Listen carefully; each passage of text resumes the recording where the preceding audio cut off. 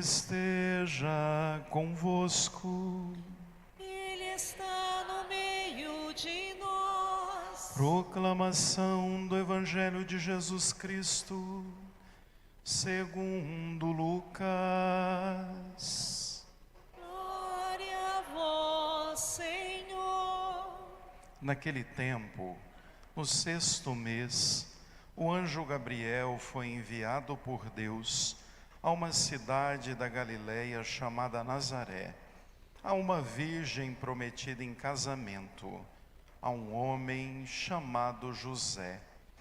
Ele era descendente de Davi e o nome da virgem era Maria. O anjo entrou onde ela estava e disse: Alegra-te, cheia de graça, o Senhor está contigo. Maria ficou perturbada com estas palavras e começou a pensar qual seria o significado da saudação. O anjo então lhe disse: Não tenhas medo, Maria, porque encontraste graça diante de Deus. Eis que conceberás e darás à luz a um filho, a quem porás o nome de Jesus. Ele será grande, será chamado Filho do Altíssimo, e o Senhor Deus lhe dará o trono de seu pai Davi. Ele reinará para sempre sobre os descendentes de Jacó, e o seu reino não terá fim. Maria perguntou ao anjo: Como acontecerá isso, se eu não conheço homem algum? O anjo respondeu: O Espírito virá sobre ti, e o poder do Altíssimo te cobrirá com sua sombra. Por isso, o menino que vai nascer será chamado Santo, Filho de Deus. Também Isabel, tua parenta, concebeu um filho na velhice. Este já é o 6º mês daquela que era considerada estéril, porque para Deus nada é impossível. Maria então disse: Eis aqui a serva do Senhor, faça-se em mim segundo a tua palavra. E o anjo retirou-se. Palavra da salvação. Glória a vós, Senhor. Cantai ao Senhor Deus um canto novo, porque Ele fez prodígios. Cantai ao Senhor Deus um canto novo, porque Ele fez prodígios.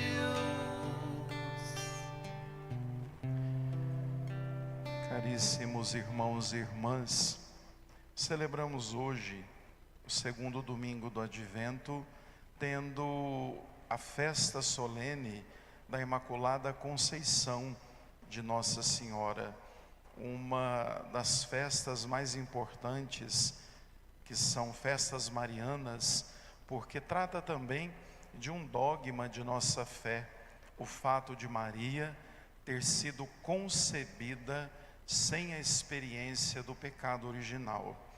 É importante a gente conhecer bem esse dogma de fé, porque ele vai fazer com que a gente entenda o quanto Maria é mulher do advento, o quanto ela foi preparada para que tudo isso fosse celebrado por nós hoje, e o quanto nós devemos louvar e bendizer por todo o bem que ela realizou por sua obediência. Então, primeiro, a gente precisa observar bem que o dogma da Imaculada Conceição, ele marca claramente que Maria foi concebida e não concebeu. A gente pode misturar e pensar que na verdade ela concebeu Jesus sem o pecado original. Sim, mas isso só foi possível porque ela também foi concebida sem o pecado original por seus pais Joaquim e Ana. Aí a gente precisa entender o porquê que, na verdade, toda a patrística e toda a nossa história foi trabalhando para compreender isso e para que a gente também compreenda claramente, por ser, na verdade, um dogma importantíssimo da nossa fé.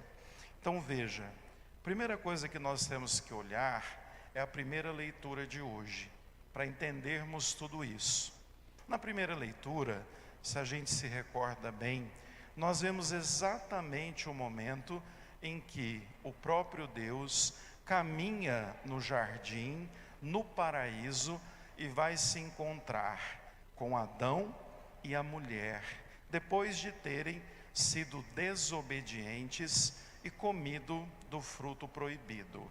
Chegando lá, é muito interessante que eles estão escondidos, mas vejam, eles estavam nesse paraíso sem culpa e sem pecado. O primeiro homem e a primeira mulher experimentaram aquilo que ouvíamos na segunda leitura.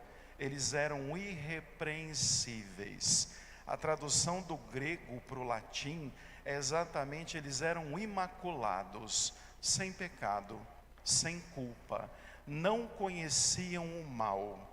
No entanto, quiseram comer do fruto do mal e foram expulsos dessa condição. Aí vejam que quando Deus pergunta, por que vocês estão escondidos? Aí a primeira resposta que Adão vai dar é que nós estamos nus. Vejam, a nudez gerou um desconforto. Aí Deus já percebeu: escuta, como você sabe que está nu? Você comeu do fruto proibido, né? E aí então ele vai dizer: não, foi a serpente que deu a mulher e eu comi depois dela. Muito interessante a gente observar que o termo Eva vai ser cunhado depois desse episódio. Na verdade, ela era chamada de mulher. Mulher que, por sinal, seria a matriz, a gênese de todas as mulheres e da maternidade. E vejam que então, naquele diálogo, eles recebem como marco da desobediência a expulsão do paraíso, a morte e tantas outras coisas. E aí, lá em Gênesis, fica muito claro para nós que a mulher então, que é conhecida e chamada como Eva, ela se tornará a mãe dos viventes. Mas isso tudo é um jogo muito interessante, porque se nós formos pensar, ela não é mãe dos viventes, ela é mãe daqueles que vão morrer, porque na verdade, pela desobediência que veio dela e do primeiro homem, nós fomos expulsos do paraíso. No entanto, chegaria um dado momento da história em que Deus faria tudo isso ser, sobretudo, refeito, redimido e reconciliado. Nós carregamos a culpa do pecado original que se chama desobediência. E aí vejam, para que retomássemos a condição primeira de imaculados e irrepreensíveis, precisávamos de um homem e de uma mulher que não experimentassem o pecado original. Por isso, eles são, e ela, sobretudo Maria, é mãe dos ressuscitados. Porque para a gente entender o dogma da Imaculada Conceição, a gente precisa olhar imediatamente o dogma da Assunção. Cristo não conheceu o pecado, morreu e ressuscitou. Nossa Senhora não conheceu o pecado, morreu e foi elevada ao céu. Então, para que eles fossem acolhidos na ascensão e na assunção, eles tinham que ser os grandes sinais da redenção humana. Por isso exatamente que no Evangelho de João, por muitas vezes Jesus chama Maria de mulher, retomando, na verdade, aquilo que está em Gênesis, que fez com que, em toda a nossa história, os padres da igreja entendessem que a nova Eva é Maria, e que o novo Adão é Jesus, concebidos sem o pecado, não experimentaram a desobediência, portanto, redimiram e salvaram a humanidade. Aí está exatamente o que nós celebramos hoje, o dogma da Imaculada Conceição de Maria, concebida sem pecado original, para conceber o seu Filho sem pecado original, e eles inaugurarem um novo tempo. Se a gente pensar direitinho, a gente vai ver, por exemplo, que Jesus ressuscita num jardim, num túmulo novo, como se nos fosse devolvido o paraíso. Só que para isso precisávamos de um homem e de uma mulher obedientes. E nós vemos em Jesus e em Maria essa obediência necessária para que cada um de nós não termine a vida só morrendo, mas conhecendo a ressurreição.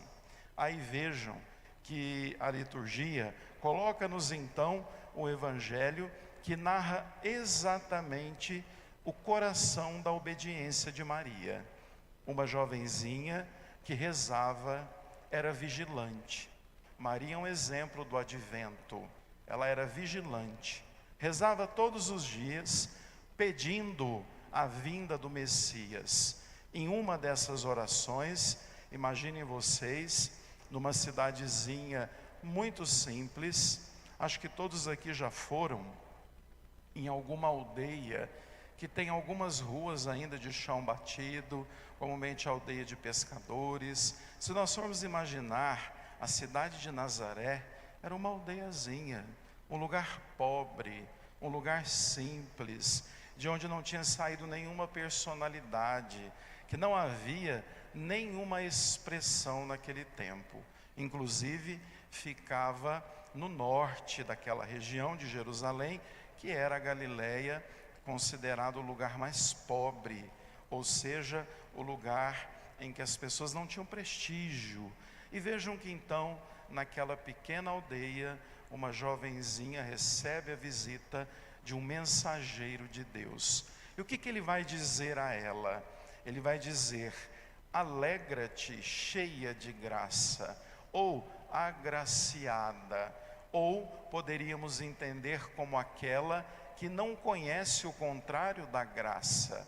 Maria é cheia de graça, porque o contrário é uma palavra que a gente nem gosta de falar, né? O contrário da cheia de graça é a desgraçada. E vejam então que ao contrário disso ela é plena de graça, uma mulher diferenciada das demais.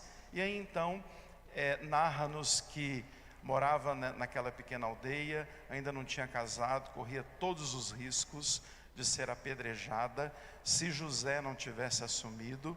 Então diz a ela: alegra-te, mulher plena, diferente de todas, porque você foi escolhida para gerar no seu ventre o Salvador da humanidade.